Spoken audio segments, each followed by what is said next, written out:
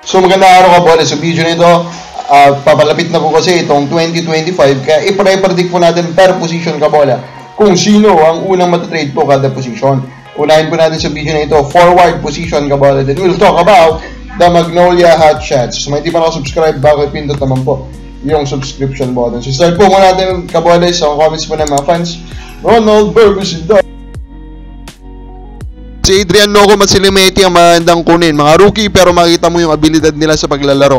I think si Limeti lang po yung rookie. Si Nocum, sophomore na po yan Kabola. Yes, high potential na dalawa.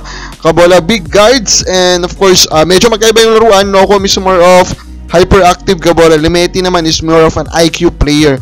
Pero I doubt po na papakawalan po yan na ganyan-ganyan na lang ng rain o shine.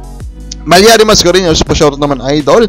Thank you so much regard to Chris Ross. He will not be traded and he will be the SMB coaching staff. Sabi niya dito Kabola. Tingnan natin, diba? Ito, fan po ito ng San Miguel si Malyari Mascareñas. So sabi niya, hindi daw nga po matatrade si Chris Ross. Pero we will see.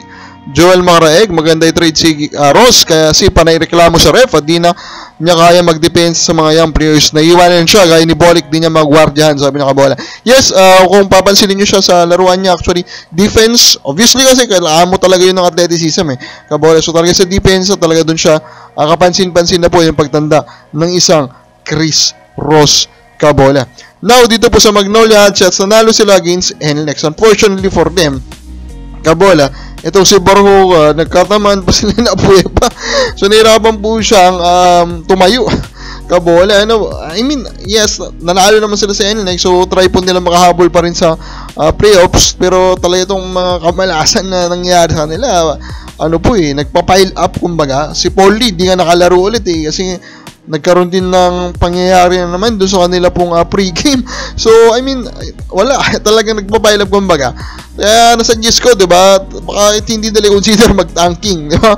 Kabola. Imagine, Magnolia, top pick, Kabola, diba? Top 5 pick, then maybe try naman nilang sabihin na sa kanila naman yung pick ng Terrafirma na mukhang maging number 1 pick, diba Kabola? Mga ganun po sana ng galawan, diba? Imagine Magnolia with the number 1 and number 5 pick, diba? Just imagine them, example lang, QMB and Ren sa bando, diba Kabola? Diba? Then idagdag mo dyan na yung sina Lucero, Kabola. Then the future will be very very bright for this team. Speaking of future, Baltasar struggle pa din Kabola.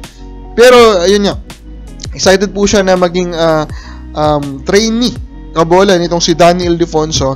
And we know naman Kabola na yung malaking parte po ng paglago ng laruan ng isang Pajardo ang isang Danny Ildefonso.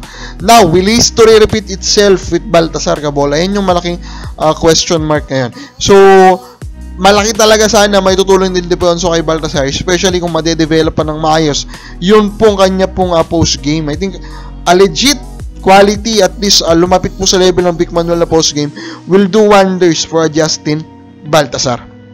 Now, panahon na for our predictions. Forward position po muna tayo. Number 3 ko Kabola, Aljon Mariano. So, currently playing Kabola for the Ginebra. Nabibigyan-bigyan na naman po ng minuto, pero expectation ko dito, simple lang.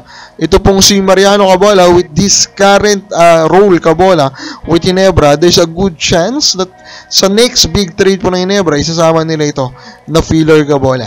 Pangalawa ko, Alfred Tolentino, of course, the superstar of Northport. Yes, superstar na siya, tingin natin, especially with the current play of Northport. I think medyo sure na silang top 3 team in this elimination round Kabola. And of course, Arvin Tolentino Kabola is their main guy, and although Monson is playing better in this tournament Kabola, pero of course marami pa pong mas may tutulong sa ibang team itong si Tolentino, knowing nga po yung size niya po Kabola.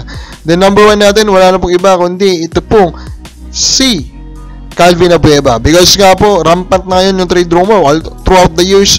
Naririnig natin yung pangalan niya sa trade rumor mill. Will it finally happen? Will his connection to Converge finally become a reality Kabola? At siya po ay magkaroon ng reunion with Governor Delta Pineda. O babal sa pagkakasino sa kanila ang unang matitrade, comment na po sa baba.